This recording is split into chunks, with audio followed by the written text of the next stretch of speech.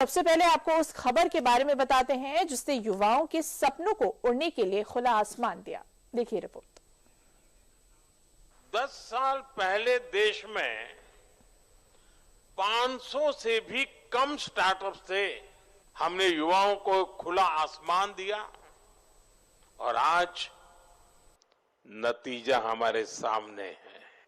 आज ये संख्या बढ़कर 2 लाख से ज्यादा है। भारत आज दुनिया का 3rd लार्जेस्ट स्टार्टअप इकोसिस्टम है। जब उड़ने को खुला आसमान मिलता है तब सपनों की ऊंची छलांग लगाने की हिम्मत भी मिलती है और सालों पुरानी मानसिकता में बदलाव भी आता है। एक वक्त था जब भारत के युवा का सबसे बड़ा सपना महज एक पक्की नौकरी पाना होता था। सरकारी या बड़ी प्राइवेट कंपनी में काम मिल जाने को सफलता का पैमाना माना जाता था, लेकिन आज तस्वीर पूरी तरीके से बदल चुकी है। अब देश का युवा नौकरी ढूंढने वाला नहीं बल्कि नौकरी देने वाला बन रहा है। शुक्रवार को नेशनल स्टार्टअप डे के दिन स्टार्टअप इंडिया के 10 साल पूरे होने के मौके पर पीएम मोदी ने इस बदली हुई तस्वीर को पेश किया है। सिर्फ 10 साल में स्टार्टअप इंडिया मिशन एक रिवॉल्यूशन बन चुका है। भारत आज दुनिया का 3rd लार्जेस्ट स्टार्टअप इकोसिस्टम है। 10 साल पहले देश में 500 से भी कम स्टार्टअप्स थे। आज ये संख्या बढ़कर 2 लाख से ज्यादा है। 2014 में भारत में सिर्फ 4 यूनिकॉर्न थे। आज भारत में करीब 125 एक्टिव यूनिकॉर्न है।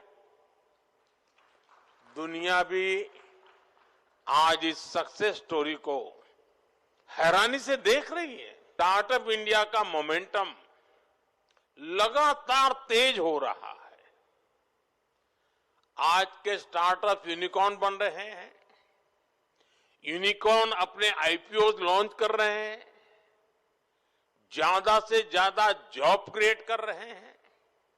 पिछले ही साल यानी 2025 में करीब 44,000 और नए स्टार्टअप रजिस्टर हुए हैं। पीएम मोदी की इस पहल ने न सिर्फ भारत में स्टार्टअप के लिए बेहतर इकोसिस्टम बनाया है बल्कि इसने वो सालों पुरानी सोच को भी चुनौती दी है जिसने भारत के युवाओं के कुछ बड़ा करने के सपने को आर्थिक बेड़ियों में बांध रखा था। बीते एक दशक के सफर में स्टार्टअप इंडिया कैंपेन का जो असर हुआ है उसे सिर्फ देश ने ही नहीं देखा बल्कि उसकी साक्षी पूरी दुनिया बनी है। आज देश में रजिस्टर्ड स्टार्टअप की संख्या 2,09,000 है। पिछले एक दशक में देश भर में 2 लाख से ज्यादा स्टार्टअप को मान्यता मिली है। पिछले साल स्टार्टअप दिवस के दिन यह संख्या 1,59,000 थी, जो बीते एक दशक में सबसे तेज सालाना बढ़ोतरी है। साल 2025 में देश में 50,000 से ज्यादा नए स्टार्टअप शुरू हुए, यानी औसतन हर रोज 136 नए स्टार्टअप खुले। स्टार्टअप इंडिया कैंपेन को 16 जनवरी 2016 को प्रधानमंत्री ने लॉन्च किया था, जिसका मकसद इनोवेशन, एंटरप्रेन्योरशिप को बढ़ावा देना और इन्वेस्टमेंट से होने वाली ग्रोथ को सक्षम बनाना है। साथियों, आज हम स्टार्टअप इंडिया के 10 साल पूरे होने का माइलस्टोन सेलिब्रेट कर रहे हैं। 10 साल की ये जर्नी सिर्फ एक सरकारी स्कीम की सक्सेस स्टोरी नहीं है। ये आप जैसे हजारों लाखों सपनों की जर्नी है। ये कितनी ही कल्पनाओं के साकार होने की यात्रा है। देश में लगातार बढ़ती स्टार्टअप की संख्या में कुछ राज्यों ने अहम भूमिका निभाई है। इन राज्यों ने स्टार्टअप को वो माहौल दिया है, विकास की वो राह तैयार की है जो नए स्टार्टअप को आगे बढ़ाने में मददगार साबित होगी। 34,000 से ज्यादा स्टार्टअप के साथ महाराष्ट्र सबसे ज्यादा स्टार्टअप वाला राज्य है, जिसमें बीते एक दशक में मात्र 1200 स्टार्टअप बंद हुए हैं। जहां महाराष्ट्र के बाद दूसरे स्थान पर कर्नाटक है तो तीसरे स्थान पर दिल्ली। वहीं यूपी 19,000 से ज्यादा स्टार्टअप के साथ सबसे ज्यादा स्टार्टअप देने वाले राज्यों में चौथे स्थान पर है। इसके बाद गुजरात, तमिलनाडु, तेलंगाना, हरियाणा, केरल, राजस्थान और मध्य प्रदेश टॉप 10 की लिस्ट में शामिल है। एक समय में कॉम्प्लेक्स कंप्लायंसेस, लंबी अप्रूवल साइकिल्स और इंस्पेक्टर राज का डर ये इनोवेशन की सबसे बड़े रुकावट थे। इसलिए हमने ट्रस्ट और ट्रांसपेरेंसी का माहौल बनाया। जन विश्वास एक्ट के तहत 180 से ज्यादा प्रोविजंस को डीक्रिमिनलाइज किया गया है। हमने आपका समय बचाया ताकि आप इनोवेशन पर फोकस कर सकें। इस बदलाव में एक बड़ी भूमिका देश की बेटियों की रही है। आज 45% से ज्यादा रिकॉग्नाइज्ड स्टार्टअप में कम से कम एक महिला डायरेक्टर या पार्टनर है। लेड स्टार्टअप फंडिंग के मामले में भारत दुनिया का दूसरा सबसे बड़ा इकोसिस्टम बन चुका है। एक दशक पहले पीएम मोदी ने देश के समक्ष एक नई सोच, जिसके असर ने न सिर्फ भारतीय स्टार्टअप्स के लिए बेहतर इकोसिस्टम दिया, बल्कि उस इकोसिस्टम में लाखों युवाओं को बेहतर रोजगार का मौका दिया।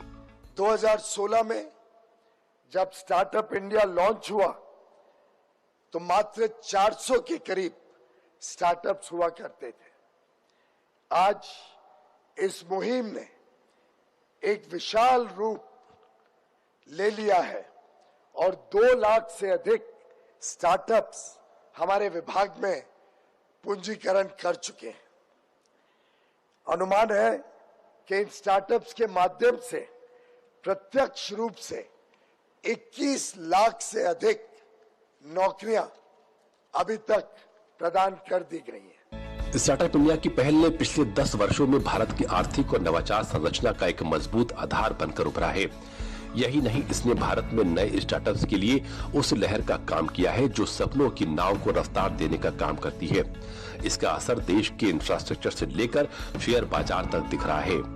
ओरियोज वेंचर्स पार्टनर्स की रिपोर्ट के अनुसार 2025 में शेयर बाजार में सूचीबद्ध होने वाले 20 स्टार्टअप ने ऐसा 13.3 वर्षों में कर दिखाया। 2024 में औसत 13.4 वर्ष लगे। हालांकि 2023 में मामा अर्थ और यात्रा ने 12.5 वर्षों में ही शेयर बाजार में जगह बनाई। 2022 और 2021 में इस मुकाम तक पहुंचने में 16 साल लगे थे।